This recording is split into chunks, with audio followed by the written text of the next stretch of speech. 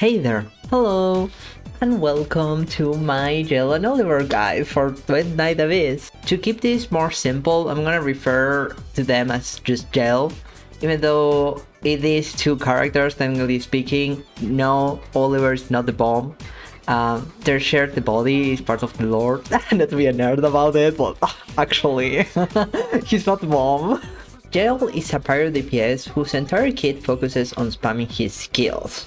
So to elaborate more on that, I'm gonna start by explaining his kit. Don't worry, I put timestamps to make this easier for everyone, so you can just skip this part if you don't care about it.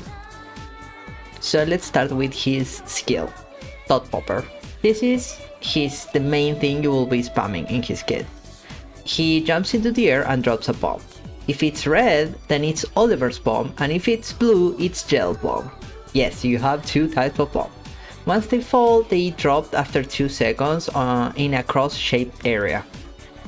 You can have a maximum of 10 bombs at the same time on the arena. So let's go over the differences real quick. Oliver's bombs are the big damage ones, while Yale's bombs are lower in damage but reduce stance on enemies, which is the shield thingy that you see in bosses and some elite mobs. So, how do you choose which bomb drops? Well, that's the fun part. You don't, because it's random, but the chances of which one drops are determined by your attributes. So to make this even more simple, let's just say that skill range equals Yale's bombs, while skill damage equals Oliver's bombs. So if you have a higher skill range, you will drop more of Yale's bombs, while if you have a higher skill damage, the opposite will happen. There's one big rule here. If the difference between the two stats is higher than 50%, then you will only drop one kind of bomb. That's not what we want. We don't want only one kind. I know a lot of people are going to think, oh, but more damage, good. Yes, but in endgame, you have a lot of elites spawning, so it's very important to reduce stance on elites, because some elites are very chunky, and if you don't break the shield, it's really impossible to do damage. It takes a lifetime. So, to maintain the balance, you want to keep your skill range and skill damage roughly around the same number, and there's an exception for this, but we'll go over that later. Next up is Nightmare's Grasp. So Nightmare's Grasp is just his ultimate, and he spawns a huge area that slows enemies inside it and stops the bombs from exploding. It's not just the bombs you drop after you use the ult, it will affect the bombs that are already on the ground. After some time passes, which is a long time, or if you press the ultimate again, which is what you will be doing, it will explode and detonate any bombs on the field. The damage it does is based on how many bombs were detonated with it.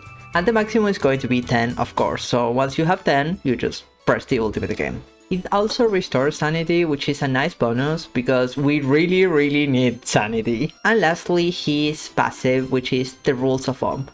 It's not very important, it's not like a game changer, but it just does some extra damage when a bomb lands if you're high enough in the air.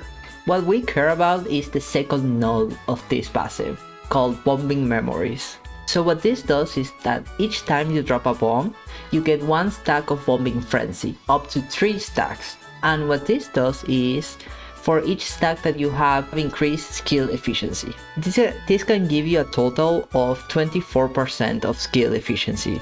It's not super huge, but it does help to make his kit feel smoother. Now for this section, I'm gonna go over his introns real quick. If you don't want to hear the entire thing, basically his E1 is very important, but then his E6 is going to be the most important one for his kit. It completely changes how you build him. Let's go over each one real quick. So his first intro is, if a dot popper is detonated by a different type of dot popper, it restores 1 point of sanity. If detonated by the same type, it restores 2. So it's nice, it's not a big deal, but it's like a nice quality of life upgrade. For his second Intron, basically just the slow that is applied with his ultimate gets stronger. Again, it's nice, it's not a big deal. This one is pretty meh in my opinion, but whatever. His third Intron is just a skill level boost, so whatever. For his fourth Intron, when deploying a bomb inside his ultimate, there's a 45% chance to deploy one additional bomb. Nice, not a big deal. For his fifth Intron, again, it's a skill level boost. Now this is the time that we have to talk about his sixth Intron, which is the big one. So when you have the buff from the second node in his passive, each deployed bomb combines the features of both types of bombs, so the huge damage and the stance reduction, and it also does it even bigger damage and more stance reductions. So now you don't really have to care about keeping a balance between the two. You can fully invest in one of the two stats, which is of course going to be skill damage, and you will have the stance reduction anyways. So let's go over to his weapons, which you will not be using very often. They are more of a downtime kind of thing, or like, okay, there's one enemy alive, let's just shoot him, whatever. But they are nice stat sticks, which is what we care about for them. Of course, you do want skill damage and skill range. We are going to prioritize weapons that only give you pure stats, because some weapons also come with a secondary effect or passive at the same time, but those give fewer stats. Okay, so I'm gonna give you a list of weapons that work with him, and however you want to build him is going to be up to you and what you feel comfortable and what other characters you are trying to build. Because like I said, a lot of characters want skill damage.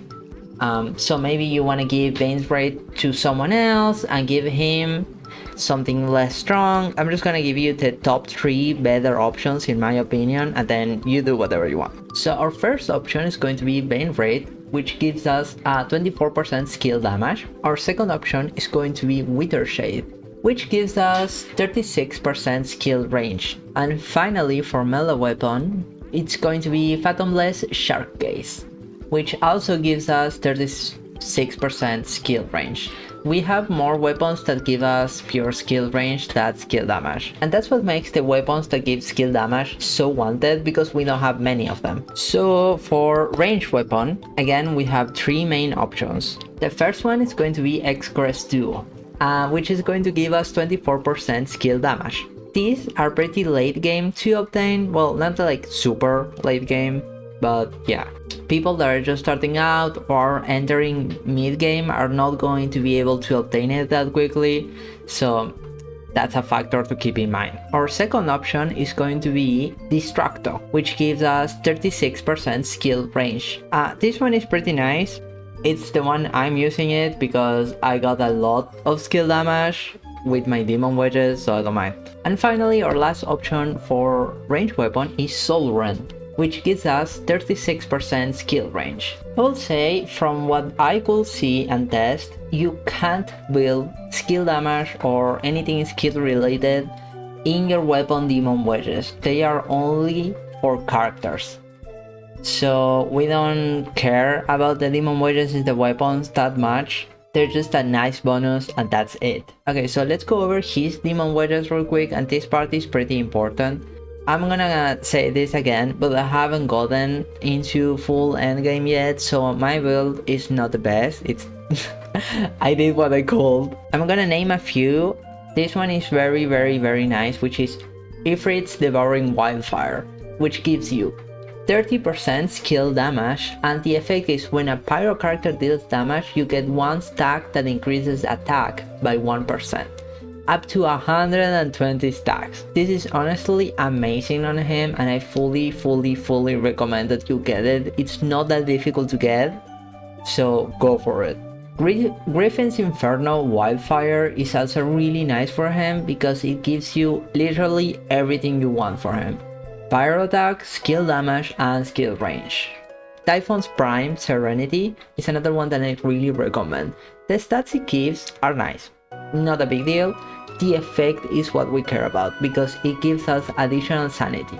And I will say equip this one on the other characters of his team as well, because He wants a mono pyro team, so you can equip this one on every character in that team, and it will be a game changer. So anyways, that's it for Demon Wedges. I will probably edit it as I get to endgame, or if there's someone smarter than me that does all the math for which one is better, but that's what I'm going for so far. As an extra little thing, let's go over the Geniemon real quick. I'm using this one, which increases pyro attack for the main character and the combat partners, which is very nice because he goes with the pyro team.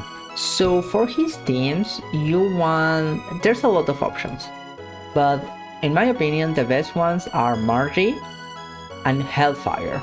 Let me explain why.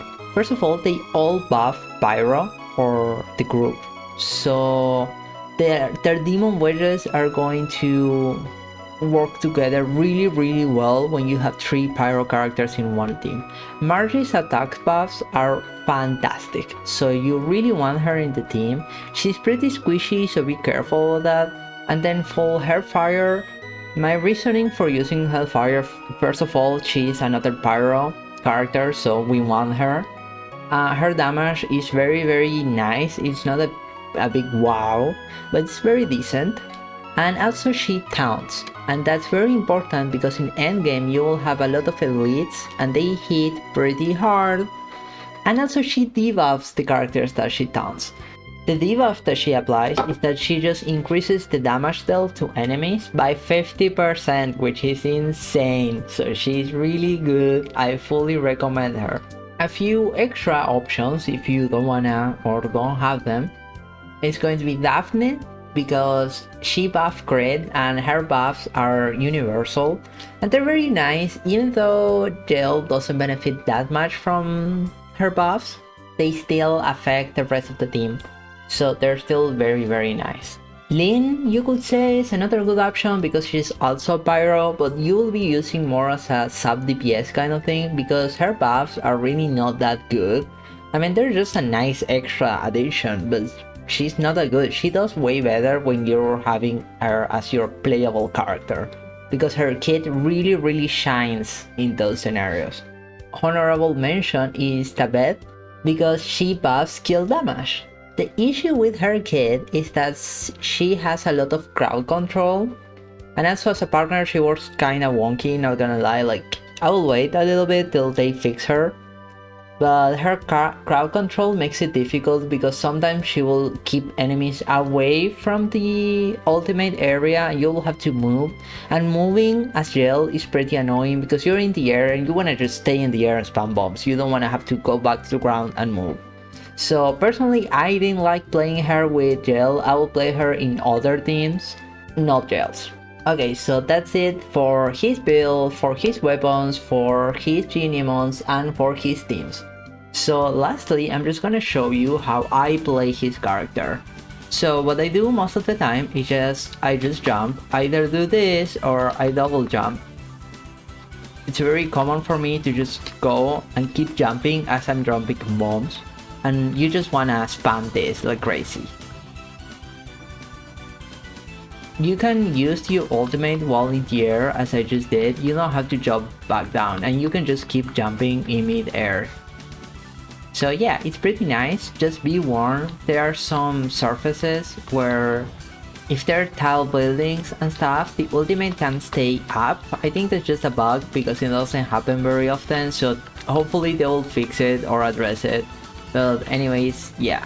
You can just stay in the air forever and not really mind or care about anything.